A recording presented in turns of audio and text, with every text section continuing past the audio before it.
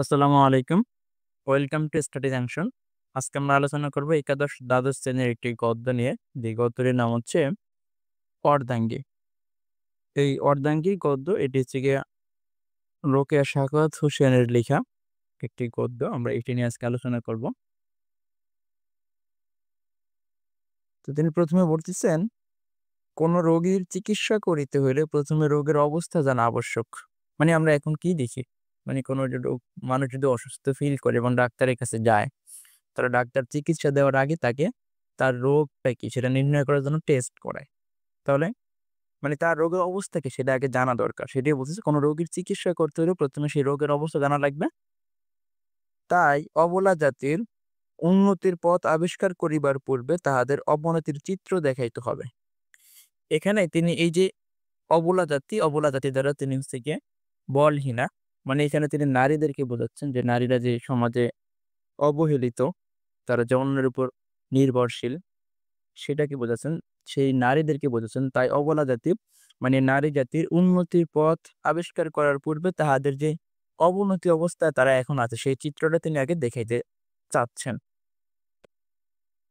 আমি স্ত্রী জাতির অবনতি শীর্ষক প্রবন্ধে ভগিনীদিগকে জানাইয়াছি যে আমাদের একটা রোগ আছে, সেই রোগের নাম হচ্ছে দাসত্ব।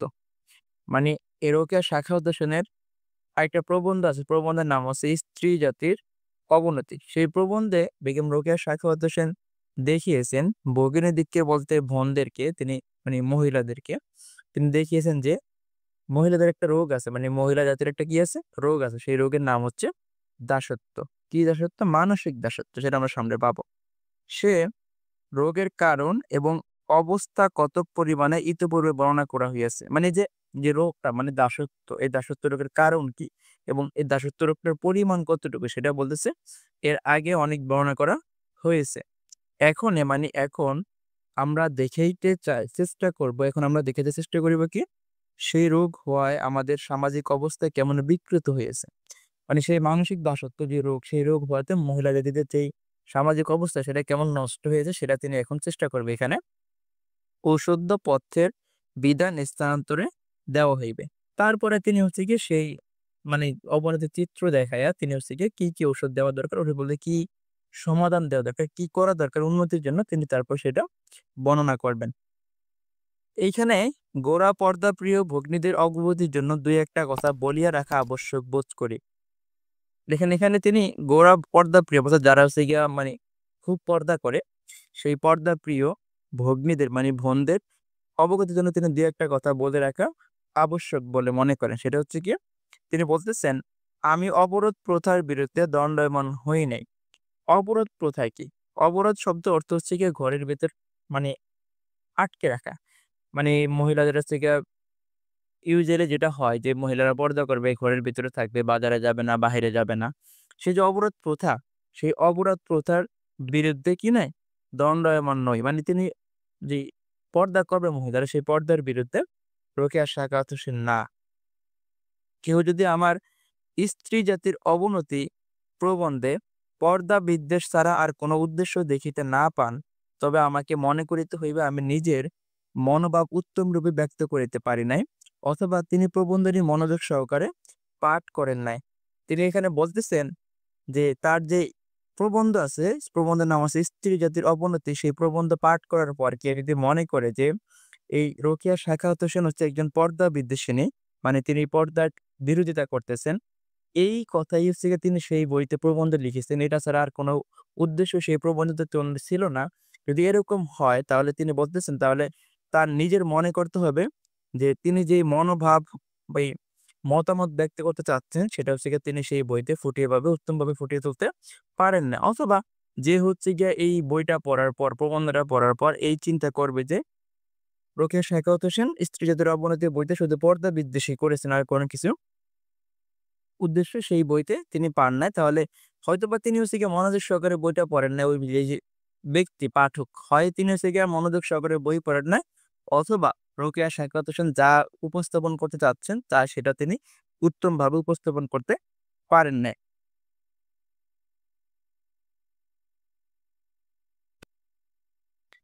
সে প্রবন্ধে প্রায় সমগ্র নারী জাতির উল্লেখ আছে। এখানে সে প্রবন্ধ বলতে কোনটা? ওই যে স্ত্রী জাতির অবনতি যে প্রবন্ধ, সেই প্রবন্ধে সমগ্র নারী জাতির উল্লেখ আছে। সমগ্র নারী জাতি বলতে কাকে বোঝাচ্ছে না? এখানে হচ্ছে গিয়ে কাকে বোঝানো হচ্ছে? এখানে সমগ্র নারী জাতি বলতে মুসলিম, হিন্দু, খ্রিস্টান মানে সব ধরনের নারীদের কথাই তিনি সেখানে উল্লেখ করেছেন। সকল সমাজের মহিলাগণই কি অবরোধে বন্দিনী থাকেন? মানে বলতেছেন মুসলিমরা হচ্ছে গিয়ে পর্দা করে, অবরোধে বন্দিনী থাকে মানে ঘরে থাকে। কিন্তু অন্য যেই সমাজ, অন্য যে ধর্ম, সেই ধর্মের লোকেরা তো সেই ধর্মের মহিলারা তো কি থাকে না অবরোধের মানে ভিতরে আটকা থাকে না। তারা তো পর্দা করে না। তারা তো ৪ গোয়াল যেই তারা তো ঘরের ৪ দেয়ালের ভিতরে বন্দী থাকে না। অথবা তাহারা পর্দানশীল নহেন বলিয়া কি আমি তাহাদিগকে সম্পূর্ণ উন্নত বলিয়াছি?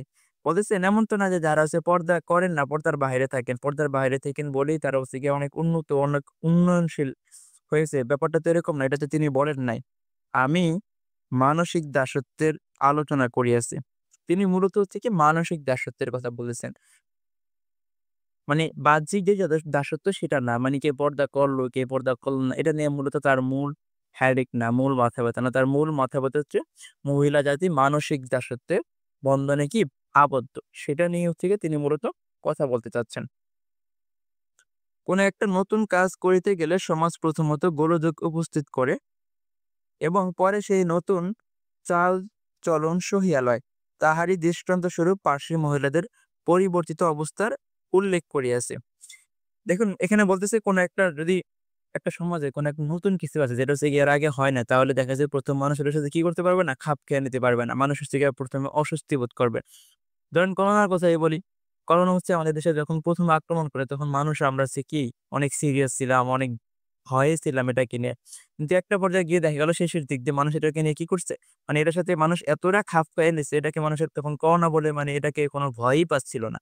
তো ১ম হচ্ছে গিয়ে যখন কোনো কিছু একটা নতুন কাজ করিতে গেলে ১ম এ সমাজে কি হয়?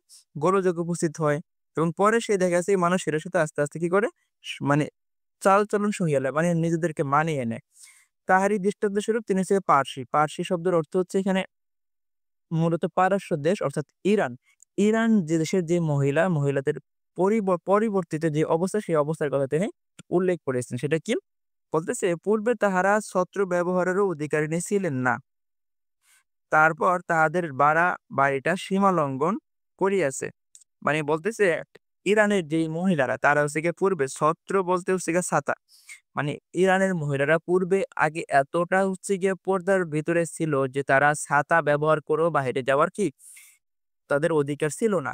কিন্তু তাহারা পরে কি করলো? তাহারা পরে যেই পর্দা থেকে বের হইছে এত পর্যায়ের মানে পর্দা থেকে বের হইছে যেটা হচ্ছে গিয়ে বাড়াবাড়ি হয়ে গেছে। এটা সীমালঙ্ঘন হয়ে গেছে। বলতেছে এই যে তারা হচ্ছে আগে পর্দার ভিতরে আবদ্ধ ছিল, তারপরে পর্দা থেকে এতটা পরিমাণে বের হইছে যেটা সীমা লঙ্ঘন করেছে। তবু তো পৃথিবী ধ্বংস হয় নাই। বলতেছে এর ফলে তো কি হয় না? পৃথিবী কি হয়ে যায় না? ধ্বংস হয়ে যায় নাই। এখন পার্সি মহিলাদের পর্দা মোচন হইয়াছে সত্য। কিন্তু মানসিক দাসত্ব মোচন হইয়াছে কি? বলতেছে পারস্যের মহিলারা মানে ইরানের মহিলারা আগে যে কি করতো? পর্দার ভিতরে ছিল। এখন পর্দার ভিতরে নাই। তারা পর্দা থেকে বের হয়ে আসছে। কিন্তু তাই বলে তাদের কি যে মানসিক দাসত্ব, সেই দাসত্ব কি কমে গেছে? দাসত্ব কি হয়েছে? কমে গেছে কিনা? দাসত্ব থেকে তারা মুক্তি পেয়েছে কিনা? অবশ্যই হয় নাই। কিভাবে হয় নাই? আর ওই যে পর্দা ছাড়িয়াছেন তাহা দ্বারা তাহাদের স্বকীয় বুদ্ধি বিবেচনার তো কোনো পরিচয় পাওয়া যায় না। বলতেছেন তারা যে মহিলারা যে পর্দা থেকে আগে পর্দা করতো ইরানের মহিলারা এখন যে পর্দা করে না, পর্দা থেকে যে এখন বের হয়ে গেছে। এখানে তো মহিলাদের কোনো নিজস্ব কোনো বুদ্ধিমত্তা নাই। এরকম না ব্যাপারটা যে মহিলারা নিজেদের ইচ্ছা পর্দা ছেড়ে তারা হচ্ছে গিয়ে পর্দা থেকে বের হয়ে আসে। ব্যাপারটা এরকম না। বরঞ্চ পার্সি পুরুষগণ কেবল অন্ধভাবে বিলাতি সভ্যতার জীবন শক্তির তো কিছু পরিচয় পাওয়া যায় না। তাহারা যে জড় পদার্থ সেই জড় পদার্থই আছে। বলতেছেন ইরানের যেই পুরুষ হচ্ছে গিয়ে বিলাতি সভ্যতা বলতে পাশ্চাত্য সভ্যতা অর্থাৎ পশ্চিমা যে সভ্যতা সেই সভ্যতাকে তারা এতটা অন্ধভাবে অনুকরণ করতে গিয়ে হচ্ছে কি করছে? তারা হচ্ছে তাদের স্ত্রীদেরকে, তাদের বাসা বাড়ির মহিলাদেরকেও তারা কি করছে?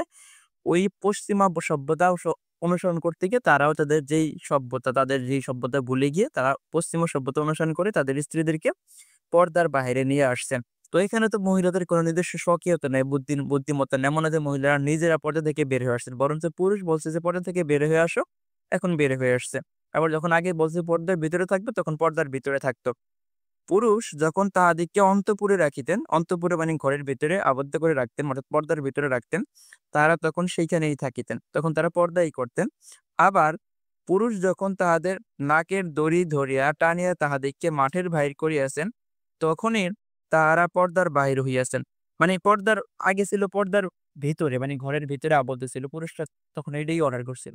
কিন্তু যখন হচ্ছে গিয়ে তারা বিলাতি সভ্যতা অনুসরণ করতে গিয়ে কি করলো, যে তাদের স্ত্রীদেরকে পর্দার বাহিরে নিয়ে আসলো, তখন হচ্ছে গিয়ে স্ত্রীরা পর্দার বাইরে নিয়ে আসে। তার মানে কি, তারা হচ্ছে কি স্বামী যা বলে স্ত্রীরা কি সেই কাজটাই করে। সেই জন্য হচ্ছে গিয়ে তারা এখন কি পর্দার বাইর হয়েছে। কারণ হচ্ছে গিয়ে ইরানের যেই পুরুষ তারা হচ্ছে গিয়ে এখন কি করতেছে? তারা হচ্ছে বিলাতি যে সভ্যতা সেই সভ্যতাকে অনুসরণ করতেছে। ইহাতে রমণীকুলের বাহাদুরি কি? ঐরূপ পর্দা বিরোধ কখনোই প্রশংসা নয়। বলতেছে এই যে এখন তারা যে পর্দা ছাড়িয়া পর্দা থেকে বের হয়ে আসছে, এখানে কি নারীদের কোনো বাহাদুরি আসছে? নারীদের কোনো কৃতিত্ব আছে? নাই। কারণ আগে স্বামীরা বলছে ঘরে থাকবা, পর্দা করবা, পর্দা করছে। এখন আবার স্বামীরা বলতেছে যে না, তোমাদের পর্দা লাগবে না। তোমরা হচ্ছে গিয়ে আধুনিক যে বিশ্বের সাথে তাল মিলে চলার জন্য তোমরাও পর্দা থেকে বের হয়ে আসো। এখন বের হয়ে আসছে।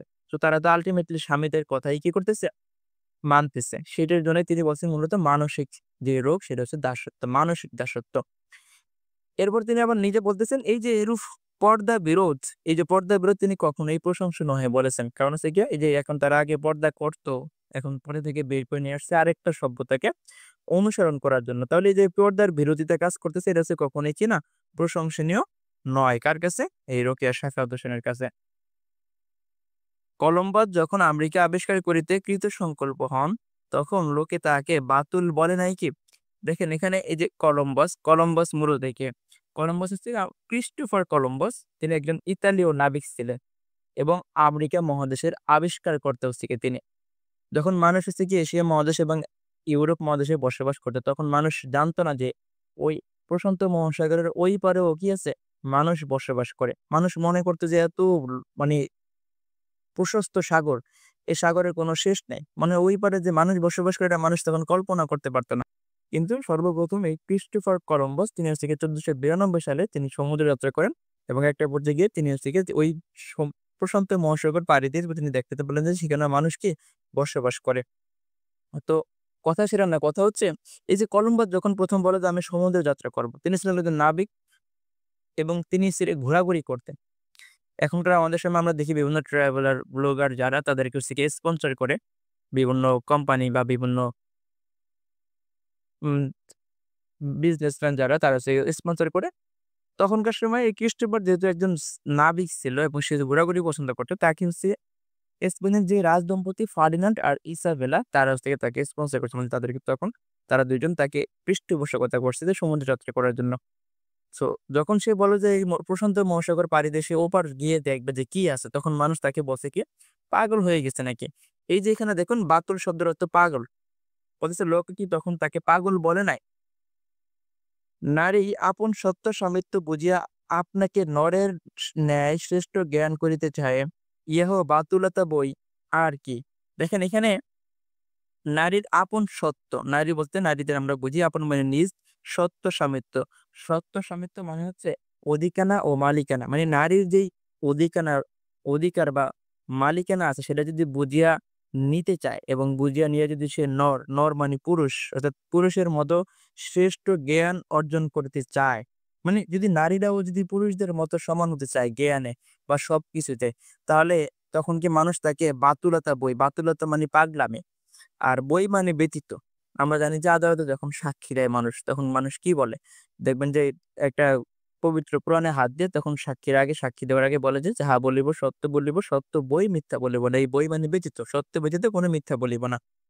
তাহলে বলতেছে যদি নারীরা যদি এরকম কোনো উদ্যোগ নেয় যে তারা তাদের যেই অধিকার ও মালিকানা বুঝিয়ে নিবে এবং পুরুষের সমকক্ষ জ্ঞান, শ্রেষ্ঠ জ্ঞান অর্জন করবে, তখন কি মানুষ তাকে পাগলামি ছাড়া আর কি বলিবে? পুরুষগণ স্ত্রী জাতির প্রতি যতটুকু সম্মান প্রদর্শন করেন, তাহাতে আমরা সম্পূর্ণ তৃপ্ত হইতে পারি না। বলতেছেন এই যে পুরুষরা স্ত্রী জাতিদেরকে একদম যে সম্মান করে না ব্যাপারটা এরকম না। কিন্তু যতটুকু করে তাতে কিনা তাতে রোকেয়া শাখাত হোসেন পরিপূর্ণ তৃপ্ত হইতে পারে না। লোকে কালী, শীতলা প্রভৃতি প্রকৃতি দেবীকে ভয় করে, পূজা করে সত্য। কিন্তু সেইরূপ বাঘিনী, নাগিনী, সিংহী প্রভৃতি দেবী ও কি ভয় ও পূজা লাভ করে না? তবেই দেখা যায় পূজাটা কে পাইতেছেন, রমণী কালী না রাশি নিরুমিন্ডালিনী। নারীকে শিক্ষার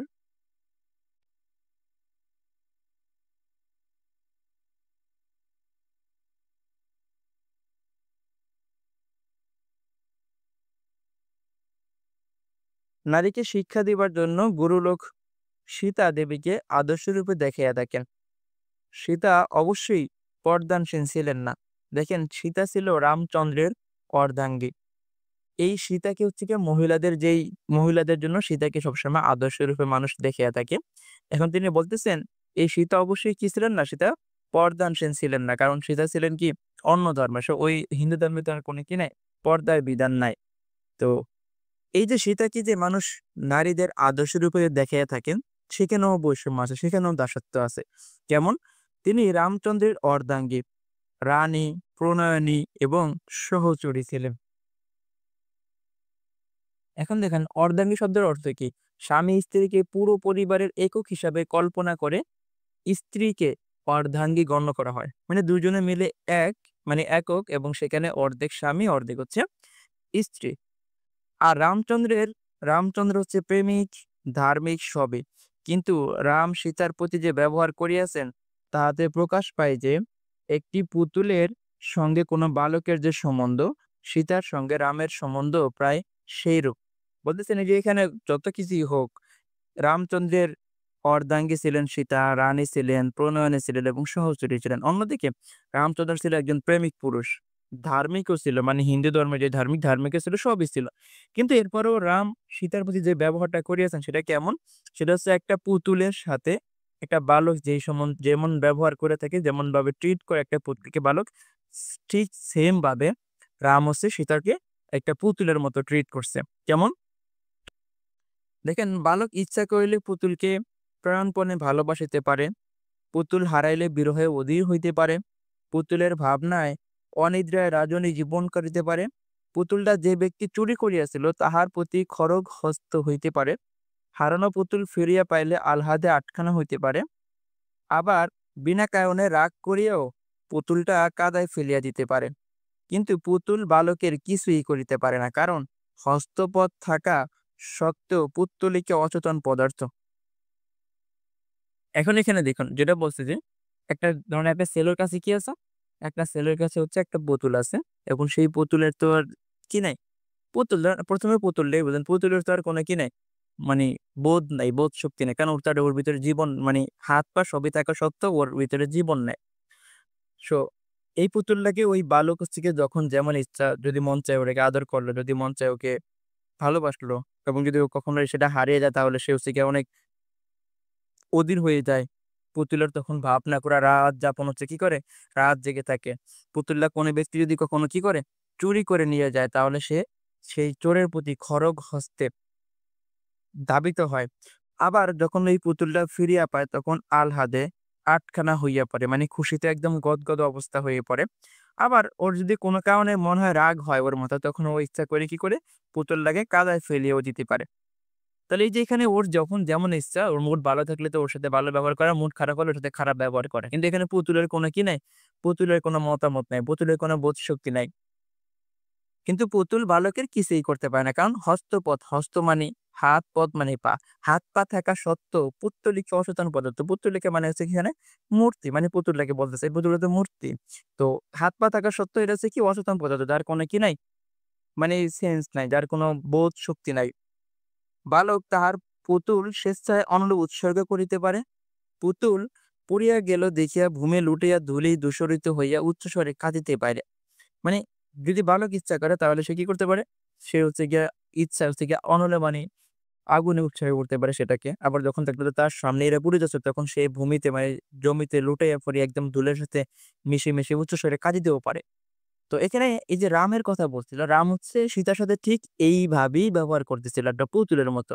মানে রামের যখন ইচ্ছা সীতাকে ভালোবাসলো, সীতাকে যদি সীতার দিকে কেউ চোখ তুলে তাকায় তাহলে তার দিকে সে হচ্ছে গিয়ে তেড়ে যায়। বা আবার যদি কখনো মনে হয় যে সীতাকে মানে কোনো কারণে রাগ টাগ হলো, তাহলে সীতাকে মাঝে মধ্যে কি করে, খারাপ ভাবে ওর সাথে ব্যবহার করে। কিন্তু এর প্রতি উত্তরে সীতা হচ্ছে কখনোই কি করে না, সীতা কখনোই রামকে কিছু বলে না। কারণ ওই যে ও তো হচ্ছে গিয়া পুতুলের মতো। ওর যে মতামত আছে এই ব্যাপারটা রাম কখনো কি মানে চিন্তাই করে নাই। মানে থিংকিংই করে না যে সীতারও কোনো মতামত থাকতে পারে। সীতাও কিছু বলতে পারে। সো ওর যখন ইচ্ছা যেভাবে ইচ্ছা ওকে ট্রিট করতো আর ও হচ্ছে সেভাবে সরিয়ে নিয়ে যেত। এই কারণে মূলত বলছে নারীরা হচ্ছে গিয়ে মানসিক দাসত্বের বন্ধনে আবদ্ধ। তাহলে এই যে সীতার সাথে হচ্ছে গিয়ে রাম এভাবে ব্যবহার করা সত্ত্বেও ওই সীতাকে হচ্ছে কি করতো? নারীদের আদর্শ হিসেবে উপস্থাপন করা হতো। তাহলে অন্য নারীদের কি অবস্থা? যাকে আদর্শরূপে উপস্থাপন করা হইতো তারই অবস্থা এই, তাহলে অন্যদের কি অবস্থা? রামচন্দ্র স্বামিত্বের মানে মালিকানার বা অধিকারের ১৬ আনা পরিচয় দিয়েছেন। আর সীতা কেবল প্রভু রামের সহিত বনযাত্রার ইচ্ছা প্রকাশ করিয়া দেখিয়াছেন যে তাহারও ইচ্ছা প্রকাশের শক্তি আছে। এখানে লিখুন, এই প্রভু বলতে স্বামীকে বোঝাচ্ছেন। বলতেছে রামচন্দ্র হচ্ছে কি করছে? রামচন্দ্রের স্বামিত্বের মানে ওর যে অধিকার আছে, ওর যে মালিকানা আছে, সেই মালিকানা বা অধিকারের ১৬ আনাই ও কি করছে? পরিচয় দিয়েছে। কিন্তু সেখানে অন্যদিকে সীতার কি অবস্থা? সীতা শুধু প্রভু ওদের স্বামী রামের সহিত বনযাত্রার ইচ্ছা প্রকাশ করিয়াই দেখিয়াছেন যে মানে তাহারও ইচ্ছা প্রকাশের শক্তি আছে। মানে সীতারও যে কোনো ইচ্ছা প্রকাশ করার শক্তি আছে বা মানে ওর যে ইচ্ছা থাকে এটা হচ্ছে কি শুধু এটাও দেখাইছে। এইটুকুই শুধু দেখাইতে পারছে। তারপরে কি করল? রাম বেচারা অবোধ বালক। সীতার অনুভব শক্তি আছে, ইহা তিনি বুঝিতে চাহেন নাই। কেননা বুঝিয়া কার্য করিতে গেলে স্বামিত্বটা পূর্ণ মাত্রায় খাটানো যাইত না। এখন বলতেছে এই যে সীতার যে ইচ্ছাশক্তি আছে, ইচ্ছাশক্তি থাকা সত্ত্বেও এটা হচ্ছে গিয়ে রাম কি করতো না? বুঝতে চাইতো না। বা বুঝলেও মানে না বুঝার ভান করে থাকতো। কারণ যদি ও সেটা বুঝতো যে ওরও ইচ্ছাশক্তি আছে, ওরও মতামত প্রকাশ করার মতো এবিলিটি আছে। আর সে ওর মতামত অনুযায়ী যদি কি করতো? সেই অনুযায়ী যদি রাম মানে কাজ করত তাহলে এই যে রামের এখানে আমরা দেখলাম রাম থেকে স্বামিত্বের কি ১৬ আনায় পরিচয় দিয়েছেন। তখন সে ১৬ আনা থেকে পূর্ণ মাত্রায় সে ১৬ আনা খাটানো যাইত না। সেই অধিকারটা কি করতে পারত না? পূর্ণ মাত্রায় খাটাতে পারত না। এইজন্য হচ্ছে মূলত রাম বোঝা সত্ত্বেও না বোঝার ভান করত। কারণ সে হচ্ছে গিয়ে তার স্ত্রী, সে তার কথা অনুযায়ী কাজ করবে না। কারণ কাজ করলে মনে করে যে আমি এখানে মানে ওই হচ্ছে গিয়ে হ্যারো, ওই সবকিছু। স্ত্রীর আবার কথা শুনতে হবে কেন? যে যদি কথা শোনে তাহলে হচ্ছে গিয়ে ওর যে অধিকার, ওর যে একটা ভ্যালু সেটা হয়তোবা কিছুটা কমে যাবে। এর জন্য মূলত তিনি কি করতেছেন না? রামের রাম সীতার কথা তেমন একটা গুরুত্ব দিচ্ছেন না।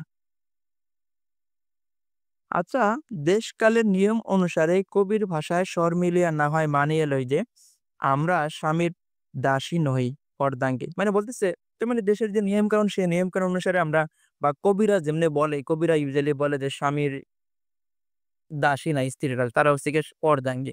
ঠিক আছে এটাও কিছুক্ষণের জন্য বেগম রোকেয়া সাখাওয়াত হোসেন মেনে নিচ্ছে।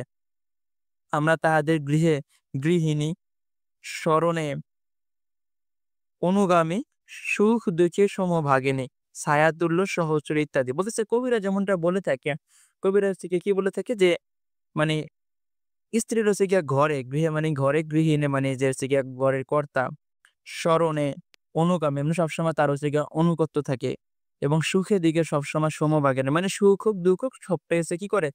স্ত্রী সাথে স্বামী দুটাই কি সমান ভাগে ভাগ করে নেয় এবং ছায়াতুল্য সহচারী। ছায়াতুল্য মানে যে কখনো ছায়া কি নিজের ছায়া কি মানুষকে কখনো ছেড়ে যায়? ছেড়ে যায় না। তেমনি হচ্ছে কি স্ত্রী হচ্ছে স্বামীর কি তেমন ছায়াতুল্য সহচারী। এটা কিছুক্ষণের জন্য কবিদের ভাষায় বা দেশকাল নিয়ম অনুসারে ও মানিয়ে নিচ্ছে। কিন্তু কলিযুগে আমাদের ন্যায় অর্ধাঙ্গ লইয়া পুরুষগণ কিরূপ বিকলাঙ্গ হইয়াছেন তাহা কি কেহ একটু চিন্তা চক্ষে দেখিয়াছেন? এবার বলতেছে কলিযুগ মানে হচ্ছে কি হিন্দু ধর্মগুলা যে যুগ আছে তার ভেতরে একটা হচ্ছে কলিযুগ। সেই কলিযুগে আমাদের মতো মানে আমাদের বলতে আমাদের ন্যায় বলতে নারীদের মতো যে অর্ধাঙ্গী লইয়া পুরুষরা কিরূপ বিকলাঙ্গ মানে নিজেরা অস্বস্তি বোধ করতো, আনকমফোর্টেবল ফিল করতো সেটা কি কেউ দেখিয়াছে? আক্ষেপের বিষয় যে আমি চিত্রকর নহি নতুবা এই নারীরূপ অর্ধাঙ্গ তাহাদের কেমন অপরূপ মূর্তি হইয়াছে তাহা আঁকিয়া দেখাতাম। এবার রোকেয়া সাখাওয়াত হোসেন একটু মানে আক্ষেপ করতেছে যে সেই চিত্রকর না। যদি চিত্রকর হতো তাহলে সেই সময়ে কলিযুগে পুরুষরা তাদের অর্ধাঙ্গিনী নিয়া যখন চলাফেরা করত তখন তাদের অবস্থাটা কেমন হতো? তারা কেমন অস্বস্তি বোধ করতেন? সেই চিত্রটা তিনি হচ্ছে কি ফুটিয়া তুলিয়া কি করতেন? আঁকিয়া দেখাইতেন। কিন্তু তিনি কি না? তিনি তো সেই চিত্রকর নয়। তাই তিনি হচ্ছে গিয়ে ব্যাপারটা এখন কি করতে পারতেছেন না? দেখাতে পারতেছেন না।